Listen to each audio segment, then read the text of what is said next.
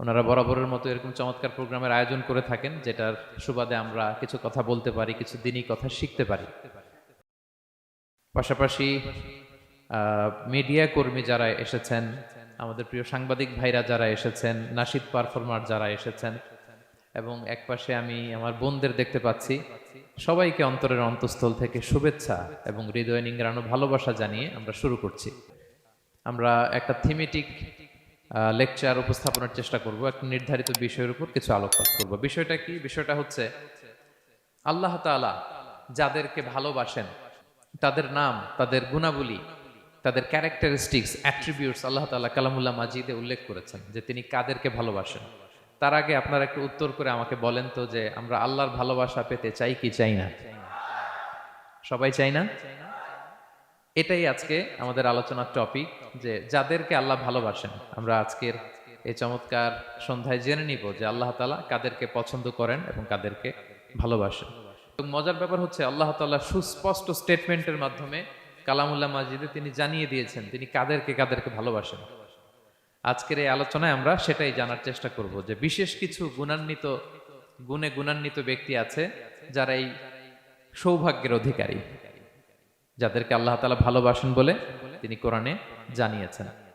আল্লাহ তাআলা ভালোবাসা পাওয়ার প্রধান শর্ত হচ্ছে রাসূল সাল্লাল্লাহু আলাইহি ওয়াসাল্লামকে ভালোবাসা, তার অনুসরণ করা। This is the first and foremost reminder tonight. আজকের প্রথম রিমাইন্ডার এটা যে আমরা যে আল্লাহর ভালোবাসা পেতে চাই, এটার প্রধানতম শর্ত হচ্ছে আল্লাহ রাসূল সাল্লাল্লাহু আলাইহি ওয়াসাল্লামের অনুসরণ করতে হবে। ওনার অনুসরণ বাদ দিয়ে আল্লাহর ভালোবাসা কোশ্চিন কালেও পাওয়া যাবে না। যে আয়াতে আল্লাহ তাআলা খুব স্পষ্ট করে বলছেন, কুল ইন কুনতুম তুহিব্বুনাল্লাহা ফাত্তাবিউনি ইউহিব্বুকুমুল্লাহ। হে নবী, আপনি বলে দিন যে ওহে আমার উম্মতেরা, যদি তোমরা আল্লাহকে ভালোবাসতে চাও তাহলে ফাত্তাবিউনি, আমি নবীর অনুসরণ করো, তাহলে ইউহিব্বুকুমুল্লাহ, আল্লাহ তাআলা স্বয়ং তোমাদেরকে ভালোবাসতে শুরু করে দিবেন। বিশ্বনবীর ভালোবাসা ছাড়া, বিশ্বনবীকে অনুসরণ করা ছাড়া আল্লাহর ভালোবাসা কোশ্চিন কালেও পাওয়া যাবে। আল্লাহ তাআলা তো রাসূল সাল্লাল্লাহু আলাইহি ওয়াসাল্লামের আগের পরের সব গুনাহ মাফ করে দিয়েছে। ওনার তো আদতে কোনো গুনাহই নাই, কিন্তু আল্লাহ তাআলার ঘোষণা হচ্ছে, নবী হে, আপনার আগের পরের সব গুনাহ আমি মাফ করে দিলাম। তো সাহাবারা বলতেছেন এর কারণ হচ্ছে ওনার কোনো গুনাহই নাই, সব মাফ, এজন্য ওনার কম করলেও হয়, আমাদের তো এত কম করলে চলবে না। কথা বুঝতে পেরেছেন? তো ওনারা ভাবলো যে না, আমাদের তো আমল বাড়াইতে হবে। তো কি করতে হবে? একজন বলল, আমি সারা রাত নামাজ পড়বো, আমি আর ঘুমাবো না। এখন থেকে সারা রাত কি করব? নামাজ পড়বো, আমি আর ঘুমাবো না। আরেকজন বলল, তাহলে আমি সারা বছর রোজা রাখবো, রোজা ভাঙবো না, সারা বছর টানা রোজা, যেহেতু বেশি বেশি করতে হবে। আরেকজন বলল, আমি স্ত্রীদের সাথে আর মেলামেশা করবো না, আমার স্ত্রীদের সাথে আমি আমার মতো বৈরাগ্য জীবনযাপন করবো। তো এই কথা যখন রাসূল সাল্লাল্লাহু আলাইহি ওয়াসাল্লাম শুনলেন, রাসূল সাল্লাল্লাহু আলাইহি ওয়াসাল্লাম ওনাদেরকে ডেকে পাঠালেন। ডেকে বললেন, আনতুমুল্লাযীনা কুলতুম কাযা ওয়া কাযা, তোমরা কি এমনটা এমনটা বলছো? তারা ভয়ে বলতেছে, ইয়া রাসূলুল্লাহ, জি আমরা তো এরকম করে ফেলছি, বলে ফেলছি। তখন রাসূল সাল্লাল্লাহু আলাইহি ওয়াসাল্লাম বললেন, ওয়াল্লাহি ইন্নী লা আখশাকুম লিল্লাহি ওয়া আতকাকুম লাহু, আল্লাহর শপথ করে বলছি, আমি তোমাদের মধ্য থেকে আল্লাহকে সবচেয়ে বেশি ভয় পাই। আমি সবচেয়ে বড় মুত্তাকি, আমার চেয়ে বেশি কেউ আল্লাহকে ভয় পেতে পারে না।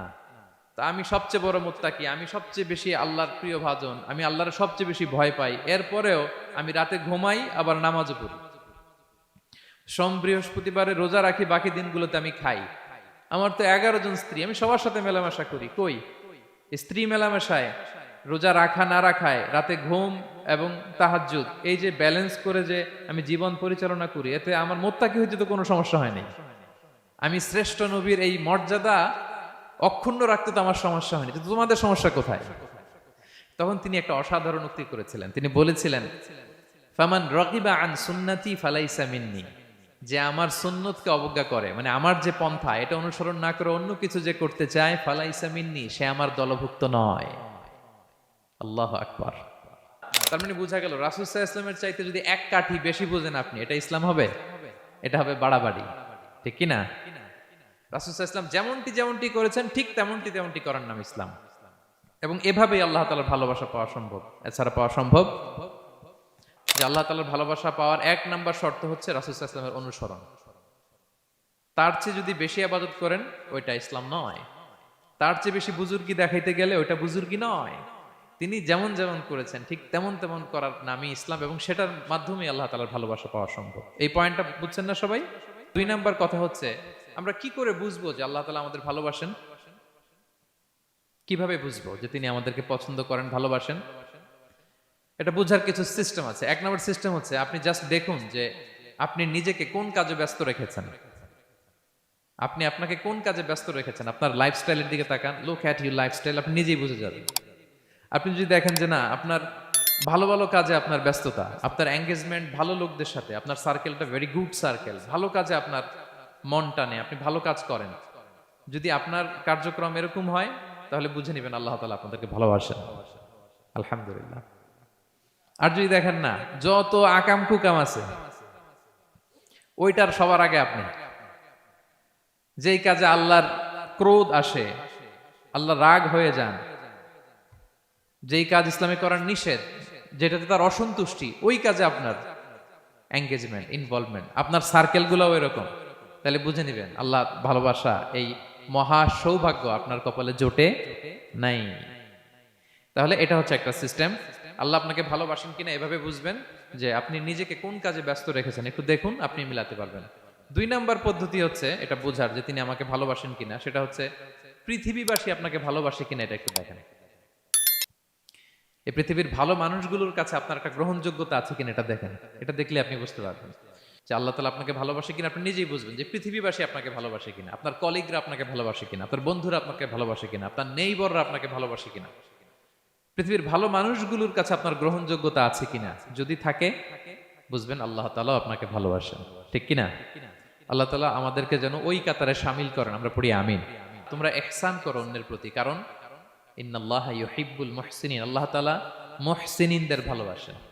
মানে যারা অন্যের প্রতি অনুগ্রহ দেখায়, অন্যের প্রতি দয়া পরবশ, তাদেরকে আল্লাহ ভালোবাসেন। সুবহানাল্লাহি ওয়া বিহামদিহি। তাহলে পেয়ে গেলাম, মিলায় নেন যে অন্যের প্রতি সফট কর্নার, অন্যের প্রতি দয়া, অনুকম্পা, হেল্পিং হ্যান্ড, হেল্প করার মানসিকতা, অন্যের দুঃখে কাদা, এই মাইন্ডসেট, এই মেন্টালিটি আমাদের আছে কিনা একটু মিলিয়ে নেন। না থাকলে রিমাইন্ডার হিসেবে নেন যে আমরাও যেন মুহসিনুনদের কাতারে শামিল হতে পারি। ইহসান এটা অনেক বড় তবকার একটা আমল। ইবাদতেও ইহসান লাগবে, ইবাদতের বাইরে সামাজিক কর্মকাণ্ড, রাষ্ট্রীয় কর্মকাণ্ড, সব কাজে আল্লাহ তাআলা এই ইহসানকে আবশ্যক করেছেন। অনুগ্রহ, অন্যদের প্রতি অনুগ্রহশীল হওয়া।